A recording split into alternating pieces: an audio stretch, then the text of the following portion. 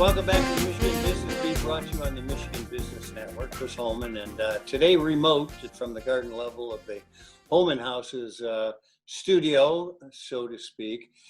We are going to run all the way to the UP and put on one of our favorite people, Amy Clickner.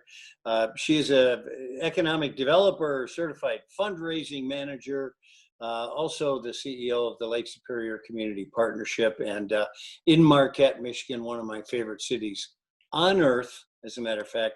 Amy, welcome to the show. It's good to have you here. Oh, it's great to be here. It's great to see your wonderful faces. You know, you are so nice and so kind, and every time we come up there, we enjoy it so much, and you're such a gracious host. We appreciate it. We never stop thinking about the UP. Well, that's good to hear because, Yeah. as you know, as much as you love it, those of us that live here have so much pride in where we come from. Yeah, well, it's a beautiful place on this planet to be. It truly is. All right, but so it's been infected, as the rest of us have, and affected by COVID-19 as well. Tell me how you're contending with that. So, I mean, obviously, our infection rate has not been anything as similar as to the larger cities. And I think we've done a really, really good job in Marquette County of following the rules, if you will. But as dark as some of those months were, March, April, May, um, just as bright was our July and August. So, we're starting to see, some recovery. We are seeing tourists like you wouldn't believe.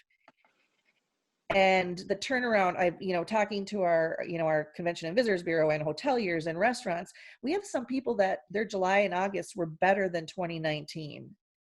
But if Wow. you think about it, I mean, if I'm going on, I promised my kid a vacation. I've earned my vacation. I'm doggone going somewhere, but probably not getting on a plane right now. But I will buy an RV, rent an RV, stay, at a hotel and drive somewhere. We're seeing the benefits of that. That's a really big opportunity for the Upper Peninsula. Well, I'll tell you what, there's so much to do up there. You are undervisited anyway in a normal circumstance.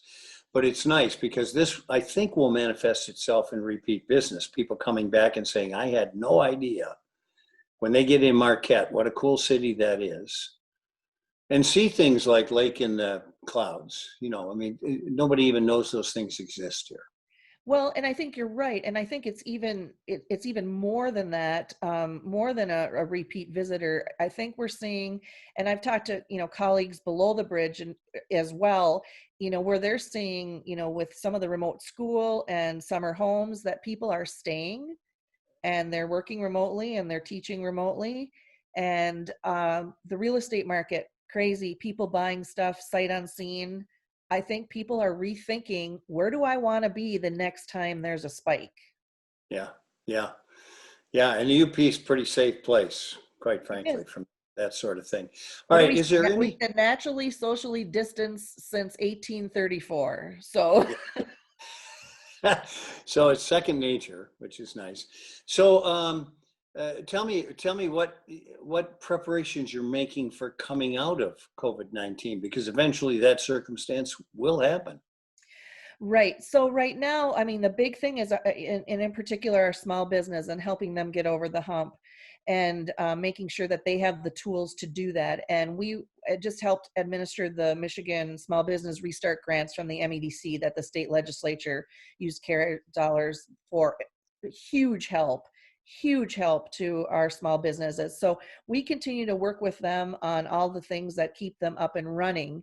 And then I think it's a strategy. So one of the things we're working on with our regional planning is making sure we have a recovery strategy, and we just received an EDA grant in order to do that. So what do we should be doing short term and long term, as far as recovery for Marquette County and the rest of the Upper Peninsula? So that is underway, and that's really important because, again, I think once we can get a solid strategy in place, I don't think this is the next or the last time we're going to see something like this.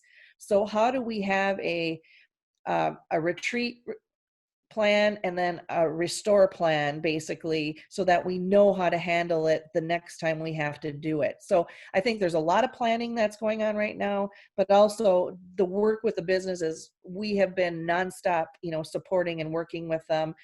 We need them to make it through. Well, and you make a great point because there is going to be a COVID 21, 23, 25. So we're going to go through this again, which is great. More importantly, you have announced your retirement. And I have to tell you, if I could lie about my age, I might apply for that position. Tell me about that and what you're going to do. So the unique thing is, I don't have a plan. I'm not going somewhere else. I'm retiring. So the question I get is, are you really retiring? But I think one of the things, I've been here 24 years. The organization is on solid footage with an incredible staff. And it's time for me to spend more time with family and friends. Wow. Well, congratulations. You have done an absolutely awesome job up there. And we are going to miss you, except it's nice to know you're going to stay local. So when we come up, we'll make arrangements to get together. You better. All right.